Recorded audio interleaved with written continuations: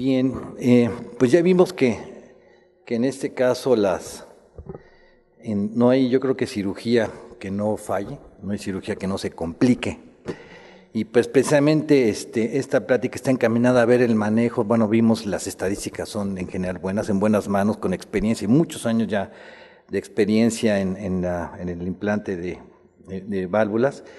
Sin embargo, bueno, pues no todo va bien. Les quise traer en esta presentación qué pasa cuando las cosas no van bien, ¿no? Y unos casos que le puse la galería del terror, porque vamos a ver algunas de las cosas que realmente suceden.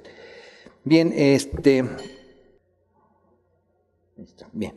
Entonces, en cuanto a qué es lo que más o menos voy a enfocar esta pequeña práctica, va a ser en cuanto a qué pasa después de que está ya pues, puestos estos implantes, ¿no?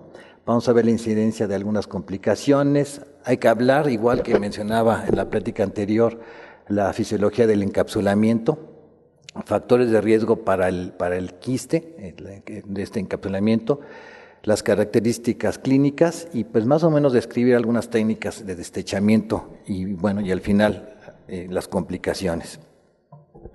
Bueno, sabemos que ya puesto el implante valvular del cuerpo, de manera natural, en las primeras igual días o semanas va a haber un encapsulamiento normal, donde vamos a tener una fase de hipertensión, o sea, baja la presión, los primeros están muy tranquilos, probablemente después de 2 a 4 semanas se empieza a formar una cápsula de manera normal, donde empieza a haber un incremento en la presión intraocular. Y esto se le llama el estado hipertensivo, y eso es un mecanismo normal en la evolución. En cuanto a los factores de riesgo para el encapsulamiento, que aquí bueno, vamos a hablar de falla o un procedimiento normal, pues tenemos que encapsulamiento en válvulas de Ahmed puede ser en un momento dado más frecuente que en los de implantes de Vervet y el de Molteno, en pacientes de raza negra, aunque aquí bueno estamos hablando nosotros que no tendríamos pues de muchos pacientes de este tipo. El manejo tardío de la fibrosis, a veces tardamos en hacerlo, y pues el uso también, como mencionaba, el uso prolongado de los análogos. En cuanto a las características del enquistamiento, como mencionaba, puede ser una evolución normal. ¿Cómo vamos a notar? Pues principalmente un quiste localizado, elevado y una ampolla en forma de domo, ¿no? Frecuentemente a veces la disección de la conjuntiva, ¿no? En el momento de implante o la posición del cuerpo, vamos a hacer que esa conjuntiva sea más laxa, mucho acuoso filtrando por ahí, y pues esta conjuntiva debilitada van a ser las ampollas muy grandes. Puede haber elevación en las primeras 4 semanas hasta de mayor de 21 milímetros de mercurio, y se reportan algunos casos que se pueden presentar, reportes de estrabismos con restrictivos y pacientes con diplopia. En algunas veces en las sesiones del hospital se reportan pocos casos. Afortunadamente yo creo que la mayoría de los que ya implantamos tenemos mucho cuidado precisamente del lugar donde vamos a poner los implantes, ¿no? Y bueno, sabemos todos tenemos complicaciones propias. En este reporte, donde vamos a ver pues, los números, pero de una forma muy sencilla, en este estudio, donde en 57 ojos con implante valvular, se encuentra que 13 generaron un quiste importante que corresponde a un encapsulamiento del 23%. Entonces estamos hablando, yo creo que es una cifra promedio, entonces nuevamente que casi una cuarta parte de estos implantes van a generar un encapsulamiento, y en un tiempo, después de la cirugía, como vemos, de un mes, que se reporta con un rango de 27 a 181 días. Entonces, nuevamente, como les mencionaba, podemos pensar que al mes ya se empieza a formar esta cápsula fibrosa, que puede elevar presiones, como aquí se ve, que presiones pueden elevarse hasta 34 milímetros de mercurio, con un rango entre 22 a casi 50. Bueno, y nuevamente más frecuente en afroamericanos y en latinos o hispanos. Bien, este estudio también, 62 pacientes con implante valvular, 57 fueron estudiados con un promedio de edad de 14 a casi 90. Los diagnósticos más comunes, que son como estamos indicando las válvulas, fue en glaucoma neovascular y de ángulo abierto, con un promedio preoperatorio de 35-36 milímetros de mercurio. ¿Cuáles fueron los resultados en esta revisión? 8 de estos 11 fueron sometidos a resección del quiste con con un control de la presión intraocular adecuada, que bajó de esos 20-30 a 11, casi a 12 milímetros de mercurio con esos rangos, a un buen seguimiento en cuanto a días, ¿no? Hablando que el seguimiento aquí nos habla de 166 a casi cerca de 2 años. De estos 3, pues continuaron con presiones inadecuadas que fueron sometidos durante el manejo, que probablemente en la mesa se discuta acerca del needling y de la aplicación de 5-fluoracilo en esta entidad. 2 se le realizó fotocoagulación, ciclofotocoagulación, y 1 pues se realizó cirugía filtrante. Estos son más o menos los resultados que en esta gráfica, en este reporte, pues se me hacen excelentes, ¿no? El hecho de hacer el destechamiento y que prácticamente se mantengan durante casi 360 días con presiones prácticamente sobre 10 o 12 milímetros de mercurio es un muy buen resultado en cuanto a que sabemos que la nueva formación de un nuevo quiste es muy frecuente. Bien, a veces una de las llamadas que nos dicen, oye, ¿qué tipo de válvula le pongo el implante? ¿No? ¿Le pongo el rígido o el blando? ¿No? Que estamos hablando del polipropileno o el de silicona. Estos 2 estudios nos hablan precisamente en cuanto a la efectividad, recordando que el plato original, el de polipropileno, es un plato, los 2 tienen la misma superficie de absorción, únicamente las características, bueno, uno es flexible, el otro no, y se supone que el de silicón pueda tener un poquito más de líquido y que pueda flotar un poquito y generar menos encapsulamiento. Y segundo, es un poquito más plano. Entonces, aquellas conjuntivas en las cuales previamente sabemos que pueden estar tensas, probablemente este tipo de implante pueda reducir el espacio, que ocupe menos espacio y con eso que el cierre conjuntival sea menos tenso. Entonces, los resultados en este estudio que hacen de estos 2 tipos de válvula de AMED, pues un buen número de pacientes, un periodo de seguimiento a 3 meses. Estos son los 2 sistemas que los tenemos ya desde hace tiempo aquí en México, y el resultado que no hubo diferencias significativas, prácticamente en las presiones promedio que se obtuvieron en los 2 grupos fueron prácticamente las mismas. En este otro estudio, igual por otro autor, compara igual mismo los 2 tipos de seguimiento, de los 2 tipos de implantes a 2 años, un buen número de pacientes, prácticamente divididos en mismo número de ojos, un buen seguimiento también promedio de 27 meses y 20 para el otro grupo. Nuevamente encuentran que no hubo diferencias importantes, las mismas complicaciones, y a 2 años de seguimiento, una reducción promedio de 30% de la presión intraocular original con estos porcentajes. Entonces, nuevamente, este segundo autor con números que para mí lo escogí estos porque tienen un buen número y un buen seguimiento. En cuanto a los encapsulamientos, que generalmente es lo que generalmente más nos enfrentamos, este otro estudio con presiones preoperatorias entre 22 a 49, una media de 32 días, encuentran ellos que, bueno, eso es en cuanto a las estadísticas, en cuanto están, en cuanto a las razas, encuentran esos resultados. Bien, entonces, como les mencionaba, es frecuente encontrar la formación de cápsula rueda de plato, como vimos, después de las 3 semanas, casi al mes, y que momentos detectamos la conjuntiva tal vez no se altere, sino por debajo de la conjuntiva empezamos a encontrar la ampolla que está alrededor del plato con un color como aperlado, donde inclusive lo podemos tocar con un hisopo y vemos ya cierta resistencia. Eso debe estar presente, ese cambio, junto con la elevación de la presión intraocular, ¿no?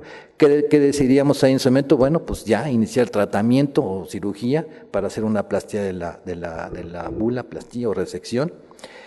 En algunos casos, bueno, se refiere que después de hacer el retiro del enquistamiento o destechamiento, ¿verdad?, aplicar mitomicina, que eso es algo que todavía estamos un poquito controvertidos en quién lo hace o no. Y en muchos, bueno, esa falló y pues pensar en un nuevo implante, ¿no? Entonces, las indicaciones para un destechamiento prácticamente serían la persistencia de la presión intraocular elevada, excesiva fibrosis, que nuevamente son las características propias de esa clínicas que vemos en la lámpara de hendidura, y que en algunos casos el manejo con el needling y aplicación de 5-fluoracilo, que sí está indicado, pudiera haber fallado y no sea suficiente. Bien, en cuanto a qué nos pasa, hablaba el doctor García López que que son casos en los cuales pues vamos enfrentándonos, ¿no? Ya la experiencia en muchos de nuestros hospitales, ya muchos años, hospitales donde la verdad que toda esta galería de imágenes, no puedo decirlas que son los pacientes que tenemos, no, que inclusive son de nuestro servicio, ¿no? Combinado, porque no puedo decir son de los casos que nos mandan, ¿no? Muchas imágenes son de nuestros pacientes, son ¿qué se pudo haber evitado, ¿no? Por ejemplo, en esta imagen, una longitud inadecuada, muy largo, ¿no? Muy largo, pasas probablemente, convenga dejar la punta del tubo a la mitad entre el borde de la pupila y el ángulo, y que seguramente la entrada, cuando ponemos la entrada del tubo, es muy anterior y pues va a tener toque con el endotelio. Esto sucede muchas veces en entradas. Yo tal vez diría que prácticamente ahorita la mayoría estamos haciendo ya la introducción del tubo a través de un túnel escleral, lo cual se me hace una muy buena técnica.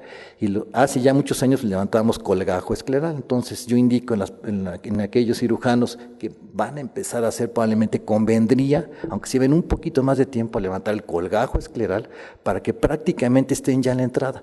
Entonces dirigir la aguja justamente donde queremos que entre el tubo y la posición que va a tomar el tubo en la cámara anterior. Ya con más confianza o con más experiencia, ya tunelizar, porque inclusive el meter el tubo a través de un túnel debe ser un túnel largo. Entonces ya introduciéndolo, no sabemos la posición que va a poder tomar este tubo y bueno, de tener esta complicación. Frecuentemente vemos movilización de todo el implante por mala fijación, ¿no?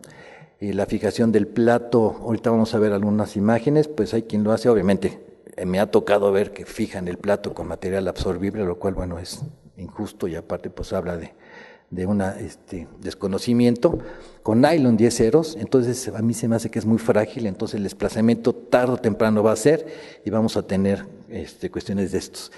Cuando obviamente el toque del tubo en la parte posterior de la córnea, el endotelio descompensa, inclusive aquí empieza a producir ciertos neovasos ahí.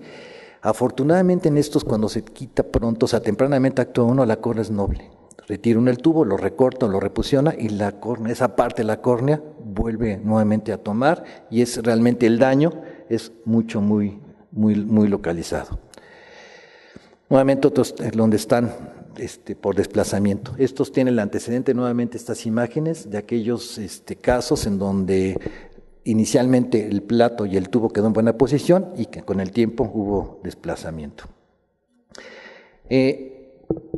Si vieran ustedes la estadística que se tiene en general, bueno, pues está indicado en uno de los glaucomas más agresivos de difícil control, que es el glaucoma neovascular.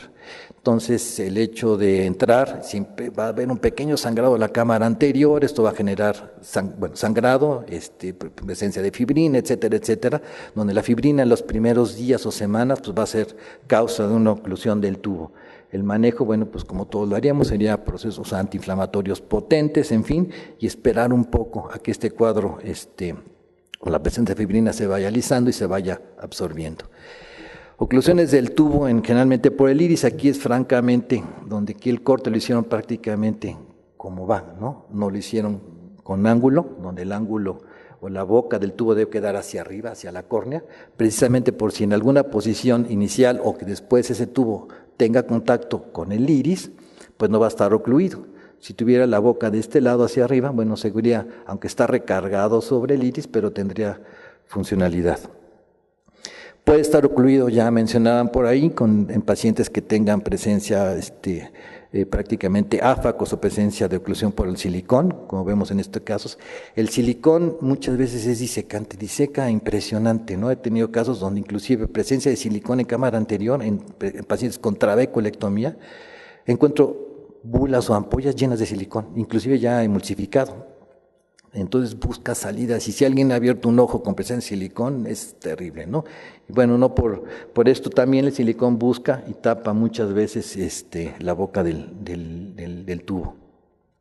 Como mencionaba, la presencia de sangre es frecuente, ya sea en el transoperatorio y en el posoperatorio, donde, bueno, si aquí yo saqué esas imágenes, porque si tenemos un tapón, como lo vemos aquí, pues nos podemos esperar unos días a que se alice, o bien probablemente días después podemos darles algunos disparos con el jack láser para tratar de fragmentarlo y ver cómo se va prácticamente el tapón, ¿no? En presencia nuevamente en la cámara anterior, de estos sangrados que hay en la cámara anterior, al día siguiente, coágulos grandes, yo igual que están con las presiones elevadas, es decir, posición en reposo del paciente, el manejo con antiinflamatorios, en fin, y darle un poquito de tiempo. Probablemente yo en lo particular me espero de 8 a 10 días para darle tiempo que probablemente todos esos coágulos y sangre se vayan absorbiendo o se vayan despejando, ¿no? Y quitarse de la boca del tubo. Estos nuevos implantes de la válvula M4, si ustedes se fijan, también tienen los flexibles, tienen algo que también cuando sale el tubo del cuerpo valvular tiene esta curva, y frecuentemente hace que cuando hacemos la colocación del tubo por túnel escleral, esta parte queda únicamente cubierta por conjuntiva. Si no dejamos si la conjuntiva la dejamos muy tensa, esto en cuestión de 1 o 2 o 3 semanas va a quedar extruido. Entonces seguramente aquí quedó el colgajo, perdón, la conjuntiva muy tensa, un tubo, como se ve la curvatura prolongada o abultada, y pues tarde o temprano el parpadeo acabó con la extrusión, ¿no?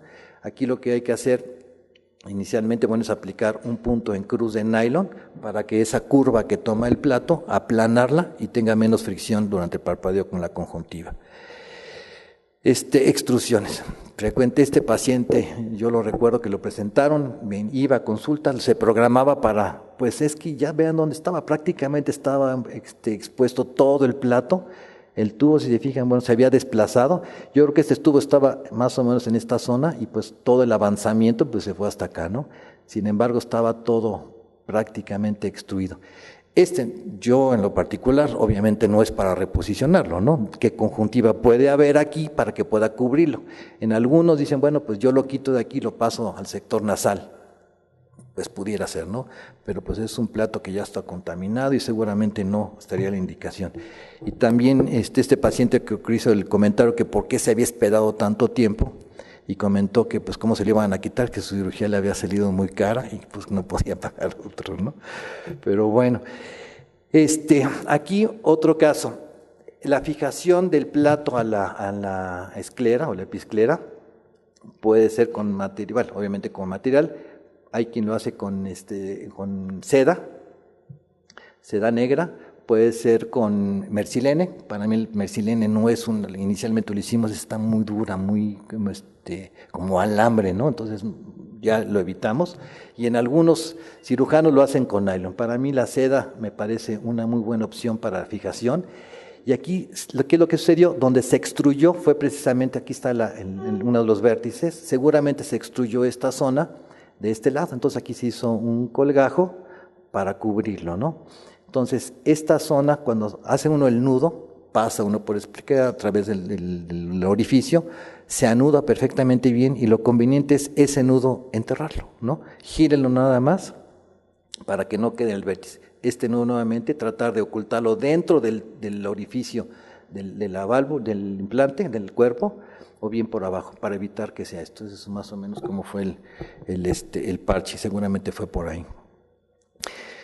Bueno, hay otros que hacen una técnica, yo aquí le puse es un implante del lado temporal, generalmente es temporal superior, ¿no? Pero aquí no sé cómo lo hizo este cirujano, si se fijan, realmente está totalmente temporal. Y el paciente, como mencionamos, no tenía ningún síntoma, no tenía diplopia, no se quejaba prácticamente de nada, ¿no? Entonces, esto es, a veces son hendiduras palpebrales pequeñas, aumentos de las presiones, pacientes que si fue con bloqueo están muy tensos y seguramente todos hemos tenido de estos, entonces perdemos la anatomía, ¿no? Sabemos que lo vamos a poner en el cuadrante temporal superior, sin embargo, ya al momento de fijarlo, el plato, ojos chicos, etcétera, seguramente aquí cuando terminó la cirugía dijo, se quedó ahí, pero bueno, estaba funcionando y obviamente no es un lugar adecuado. Las erosiones esclerales, ¿no? Pocos casos en los últimos años he visto con estos, ¿no? Afortunadamente la esclera es noble, no la maltratamos y realmente que haya causa nuevamente de adelgazamientos o erosiones esclerares como estos son pocos, ¿no? Y seguramente si alguno de ustedes ha tenido algunos casos han sido realmente muy pocos. en este caso. Pues no sé, estos casos que hemos tenido son tubos por detrás del lente intraocular. Aquí prácticamente, vean, entraron yo creo que por túnel escleral, pasaron por el ángulo y no sé, porque no creo que este tubo después de la cirugía se haya pasado por detrás del lente, ¿no? Seguramente fue una mala indicación ponerlo por atrás. A menos que la cámara anterior haya estado muy estrecha, el tubo a la hora de ponerlo estaba muy cerca entre la córnea y sobre el lente, entonces el cirujano dijo, pues lo dejo en esa posición, ¿no? Pero bueno, no es una buena opción, igual que en este caso. Cierre conjuntival, como decíamos, igual que en la trabeculectomía y más en los implantes valvulares, el volumen, nunca hay que dejar la conjuntiva tensa. Yo generalmente lo que hago ya desde el consultorio, desde antes del preoperatorio, valoro cómo está la laxitud, qué tan laxa está la conjuntiva, pensando nuevamente en el espacio donde va a quedar el plato. Ahí podría yo decidir en cierta forma nuevamente qué tipo de implante voy a poner. Si veo nuevamente que es muy estrecho y que tengo conjuntiva muy tensa, decidiría el flexible. Yo nunca suturo de esta forma, ¿no? Aquí probablemente la sutura, por ahorrarse sutura, ¿no? Utilizamos muchas veces la seda para hacer una tracción del ojo a través de la córnea, para fijar el plato a la esclera, pero yo en lo particular, con este grosor o este calibre de seda, no lo haría. Nada más como está este pobre ojo, esta pobre conjuntiva, pues sufriendo, ¿no? Muy bien, pues muchas gracias.